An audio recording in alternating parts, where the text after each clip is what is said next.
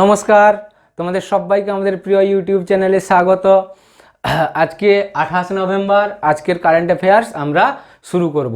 আর এই current affairs তোমরা প্রত্যেক দিন দেখবে, তাহলে তোমাদের যে আপকামিং এক্সামগুলো আসছে, এসএসসি বলো, পিএসসি বলো, রেলওয়ে বলো, ওয়েস্ট বেঙ্গল পুলিশ বলো, কলকাতা পুলিশ বলো, তাতে কিন্তু তোমরা এই সব প্রশ্নগুলোই দেখতে পাবে। আর তোমরা যদি এই ভিডিওগুলা রেগুলার দেখো, তাহলে কিন্তু কারেন্ট অ্যাফেয়ার্স থেকে একটা কোশ্চেনও আটকাবে না। কারেন্ট অ্যাফেয়ার্স ছাড়া আমরা জিকের বিভিন্ন টপিক নিয়েও প্রতিদিন আলোচনা করি। তাই তোমরা সবাই আমাদের চ্যানেলটা দেখো, তাহলে তোমরা পরীক্ষায় খুব ভালো ফল করতে পারবে, এটা আমাদের আশা, চ্যানেলের পক্ষ থেকে আশা। তো চলো শুরু করা যাক আজকের ভিডিও। আজকের প্রথম প্রশ্ন, সম্প্রতি রাষ্ট্রীয় দুগ্ধ দিবস কবে পালিত হয়? রাষ্ট্রীয় দুগ্ধ দিবস পালিত হয় কবে? 26শে নভেম্বর। তো এই 26শে নভেম্বর কেন দুগ্ধ দিবস পালিত হয়? না, শ্বেত বিপ্লব কাকে বলা হয়? দুগ্ধ উৎপাদনে যে আমূল পরিবর্তন ঘটেছে তাকে বলা হয় শ্বেত বিপ্লব। এবার এই শ্বেত বিপ্লবের জনককে, অর্থাৎ দুগ্ধ উৎপাদনে আমূল পরিবর্তন ঘটিয়েছেন কে? ডক্টর ভার্গেস কুরিয়ান। তো এই 26শে নভেম্বর হচ্ছে ডক্টর ভার্গেস কুরিয়ানের জন্মদিন। এই ভার্গেস কুরিয়ানের জন্মদিন উপলক্ষে 26শে নভেম্বরকে রাষ্ট্রীয় দুগ্ধ দিবস হিসাবে পালন করা হয়। এরপরে নেক্সট কোশ্চেন, সম্প্রতি কোন দেশের প্রধানমন্ত্রীকে 2021 শান্তি নোবেল পুরস্কারের জন্য মনোনীত করা হয়েছে? ইনি কিন্তু নোবেল পুরস্কার 2021-এ পাননি, মনোনীত করা হয়েছে। তো কাকে মনোনীত করা হয়েছে? ইসরায়েলের প্রধানমন্ত্রী বেঞ্জামিন নেতানিয়াহুকে 2021-এর শান্তি পুরস্কারের জন্য মনোনীত করা হয়েছে। এবার ইসরায়েলের প্রধানমন্ত্রীকে মনোনীত করা হয়েছে, ইসরায়েল সম্পর্কে একটু দেখে নিই। ইসরায়েলের রাজধানী কি? জেরুজালেম। ইসরায়েলের মুদ্রা কি? ইসরায়েলিয়ান শেকেল। আর ইসরায়েলের প্রধানমন্ত্রী তো এই বেঞ্জামিন নেতানিয়াহু। তাহলে এই গেল ইসরায়েল সম্পর্কে তথ্য। এবার ইসরায়েলে একটা নিয়ম আছে যে প্রত্যেক 18 বছর পার হয়ে যাওয়ার পর প্রত্যেক যুবক যুবতীকে, যুবকদের 3 বছর এবং যুবতীদের 2 বছর সেনাবাহিনীতে অবশ্যই কাজ করতে হবে। এটা ইসরায়েলের একটা নিয়ম। আর একটা হচ্ছে ইসরায়েলের যে সীমান্ত থাকে সেখানে ড্রোন ক্যামেরা দিয়ে নজরদারি চলে, সৈন্য থেকে ড্রোন ক্যামেরা দিয়ে বেশি নজরদারি চলে। তাহলে এই গেল ইসরায়েল সম্পর্কে। এবার নোবেল পুরস্কার নিয়ে তোমাদের জিকেতে একটা ভিডিও আপলোড করে দেওয়া হবে, তোমরা ওইটা দেখে নিও। নোবেল পুরস্কার 2020 সালে কে নোবেল পুরস্কার পেয়েছেন ট্রিক সমেত, আর নোবেল পুরস্কার সম্পর্কে সম্পূর্ণ তথ্য আমরা দিয়ে দেবো। নোবেল পুরস্কার প্রথমে 5টা বিষয়ে দেওয়া হতো, এখন 6টা বিষয়ে দেওয়া হয়। প্রথমে দেওয়া হতো সাহিত্য, চিকিৎসা, পদার্থবিদ্যা, রসায়নবিদ্যা আর শান্তি। আর 1969 সাল থেকে ইকোনমিক্স অর্থাৎ অর্থশাস্ত্র যোগ হয়েছে। বর্তমান 6টা বিষয়ে নোবেল পুরস্কার দেওয়া হয়। এরপরে নেক্সট কোশ্চেন, সম্প্রতি কোন রাজ্যের রাজ্য সরকার আবশ্যক পরিষেবা অধিনিয়ম চালু করলো? এবার অধিনিয়ম জিনিসটা কি একটু বলে দিই। অধিনিয়মের মানে হচ্ছে যে যদি কোনো বন্ধ, হরতাল ইত্যাদি হয়, তাহলে ওকে পুলিশ প্রশাসন দিয়ে বন্ধ হরতাল বন্ধ করে দেওয়া হবে। এবার কিসের জন্য? না, আবশ্যক পরিষেবা অধিনিয়ম। আবশ্যক পরিষেবা অধিনিয়ম কি? ধরো বন্ধ হরতালের জন্য স্কুল, কলেজ, হাসপাতাল এগুলা যদি বন্ধ থাকে, তাহলে ওই রাজ্যের রাজ্য সরকার যে কোনো সময় প্রশাসন দিয়ে ওই বন্ধ ভঙ্গ করে দিতে পারে। এটাই হচ্ছে অধিনিয়ম। তো কোন রাজ্য সরকার আবশ্যক পরিষেবা অধিনিয়ম চালু করলো? উত্তরপ্রদেশ। অর্থাৎ যে কোনো হরতালে স্কুল, কলেজ বন্ধ, তারপরে হাসপাতাল, তারপরে যেগুলো জরুরি পরিষেবা, দমকল, এগুলাকে বন্ধ রাখা যাবে না। যদি বন্ধ থাকে তাহলে প্রশাসন দিয়ে উত্তরপ্রদেশ সরকার সেই বন্ধ হরতালকে ভেঙে দিবে। এরপরে নেক্সট কোশ্চেন, সম্প্রতি ভারতীয় সেনার ইঞ্জিনিয়ার ইন চিফ কাকে নিযুক্ত করা হলো? সম্প্রতি ভারতীয় সেনার ইঞ্জিনিয়ার ইন চিফ নিযুক্ত করা হলো হরপাল সিংকে। বেশ, এরপরে পরের কোশ্চেন, সম্প্রতি কোন রাজ্য সং ড্যাম পানীয় জল পরিযোজনাকে মঞ্জুরি দিল? উত্তরাখণ্ড সং ড্যাম পানীয় জল পরিযোজনাকে মঞ্জুরি দিল। এই সং ড্যাম পানীয় জল পরিযোজনা কি? সং ড্যাম পানীয় জল পরিযোজনা হচ্ছে উত্তরাখণ্ডের রাজধানী দেরাদুনে 1100 কোটি টাকা ব্যয় করে দেরাদুন শহরের প্রত্যেকটি বাড়িকে পানীয় জল সরবরাহ করা হবে। এটাই হচ্ছে সং ড্যাম পানীয় জল পরিযোজনা। তো উত্তরাখণ্ড করেছে। এবার উত্তরাখণ্ড সম্পর্কে আমরা একটু দেখে নেব। উত্তরাখণ্ডের রাজধানী কি? দেরাদুন। উত্তরাখণ্ডের মুখ্যমন্ত্রীকে ত্রিবেন্দ্র সিং রাওয়াত। উত্তরাখণ্ডের রাজ্যপালকে বেবি রানী মৌর্য। উত্তরাখণ্ড বললে সবসময় একটা কথা মনে পড়বে, ফুলের ঘাটি। ফুলের ঘাটি কোথায় অবস্থিত? উত্তরাখণ্ডে। আর একই রকম শান্ত ঘাটি কোথায় অবস্থিত? কেরালাতে। এই গেল উত্তরাখণ্ড সম্পর্কে তথ্য।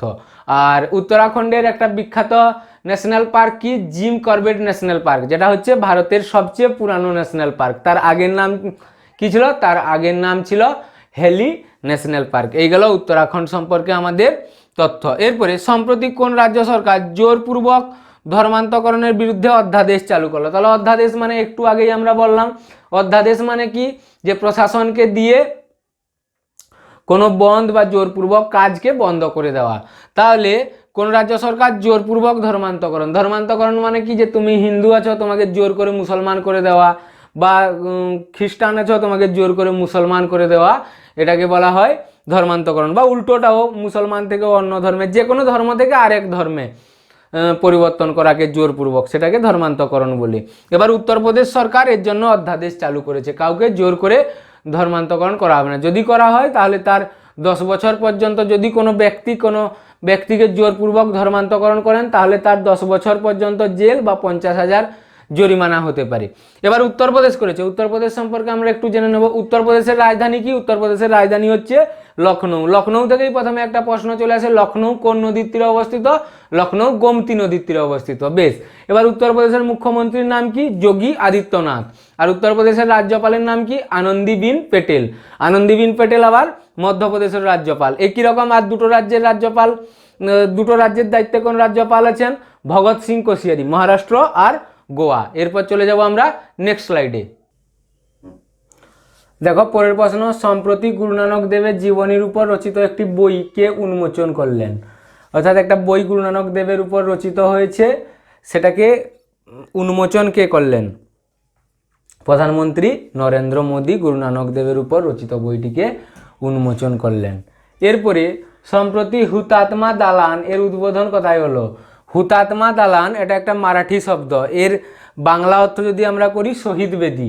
তাহলে এই হুতাত্মা দালানের উদ্বোধন কোথায় হলো? মুম্বাই পুলিশের হেডকোয়ার্টারে। কেন হলো না, 26/11 ঘটনা আমরা সবাই জানি। 2008 সালের 26/11 কী হয়েছিল? মুম্বাইয়ের তাজ হোটেল, ওবেরয় হোটেল আর নেরিম্যান পয়েন্ট, এই তিনটাকে জঙ্গিরা আক্রমণ করেছিল, এবং সেই জঙ্গিরা আক্রমণ প্রতিরোধ করতে গিয়ে অনেক মুম্বাই পুলিশের কনস্টেবল, তারপরে এসআই, অনেক মুম্বাই পুলিশের কর্মচারীর কী হয়েছিল? আত্মবলিদান হয়েছিল, শহীদ হয়েছিলেন।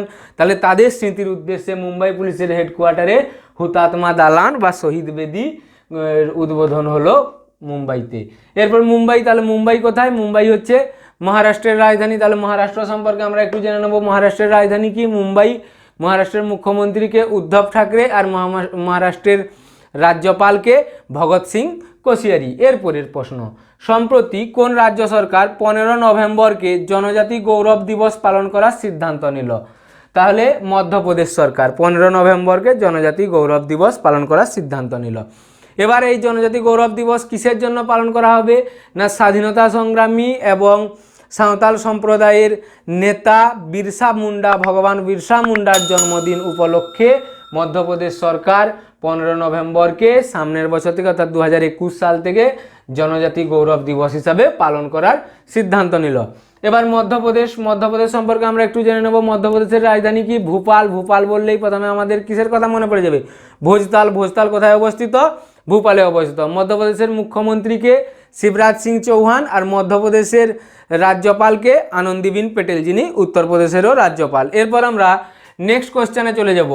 সম্প্রতি ট্রান্সজেন্ডার লোকেদের জন্য রাষ্ট্রীয় পোর্টালকে লঞ্চ করলেন সামাজিক ন্যায় ও আধিকারিক মন্ত্রী থাবরচন্দ্র গেহলত। আমরা বলেছি যে যখনই কোনো মিনিস্টারের নাম বলবো তখন আমরা অবশ্যই তার মিনিস্ট্রির নামটা সঙ্গে বলবো, তাহলে কি হবে? আমাদের সমস্ত মিনিস্টারের নাম মনে থেকে যাবে। তাহলে ট্রান্সজেন্ডার লোকেদের জন্য রাষ্ট্রীয় পোর্টালকে লঞ্চ করলেন সামাজিক ন্যায় ও আধিকারিক মন্ত্রী থাবরচন্দ্র গেহলত। গেহলত বললে অশোক গেহলত। কোথাকার মুখ্যমন্ত্রী? রাজস্থানের মুখ্যমন্ত্রী অশোক গেহলত।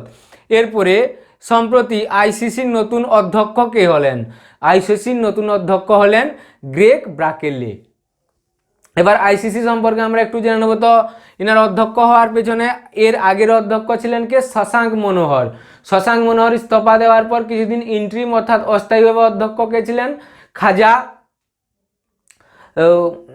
খাজা ওসমান। খাজা ওসমান ছিলেন কিছুদিনের জন্য অস্থায়ী অধ্যক্ষ, এরপরে পাকাপাকিভাবে এখন অধ্যক্ষ হলেন কে, গ্রেগ ব্রাকেলে। তাহলে প্রথম ছিলেন শশাঙ্ক মনোহর, তিনি ইস্তফা দেওয়ার পর খাজা, তারপর হলেন এখন গ্রেগ ব্রাকেলে। এরপর আইসিসি সম্পর্কে আমরা একটু জেনে নেব। আইসিসির পুরা কথা কি, ইন্টারন্যাশনাল ক্রিকেট কাউন্সিল। আইসিসির প্রতিষ্ঠা কবে হয়, 1909 সালে। আইসিসির হেডকোয়ার্টার কোথায়, দুবাইতে। দুবাই আবার কোথায়, ইউএই, সংযুক্ত আমির শাহী, ইউনাইটেড আরব এমিরেটস, সেখানে অবস্থিত। আর এর সিইও কে মনু সাহানি, আর প্রেসিডেন্ট তো এই হলেন গ্রেগ ব্রাকেলে। আর আইসিসি থেকে আর একটা most important question, player of the ডেকেডকে নির্বাচিত হয়েছেন দশকের সেরা প্লেয়ার বিরাট কোহলি। আইসিসির প্লেয়ার অফ দ্য ডেকেড নির্বাচিত হয়েছেন। তো কালকে আমরা প্রশ্ন দিয়েছিলাম যে সিমবেক্স 2020 নৌ অভ্যাস কোন কোন দেশের মধ্যে আয়োজিত হয়েছিল। অনেকেই কমেন্ট করেছে ভারত আর সিঙ্গাপুরের মধ্যে। আজকের প্রশ্ন কি আছে, বিখ্যাত প্রয়াত ফুটবলার মারাদোনা কোন দেশের ফুটবলার ছিলেন। তোমরা এটাও আজকে কমেন্ট বক্সে উত্তরটা জানাবে। থ্যাংক ইউ, আজ এই পর্যন্ত।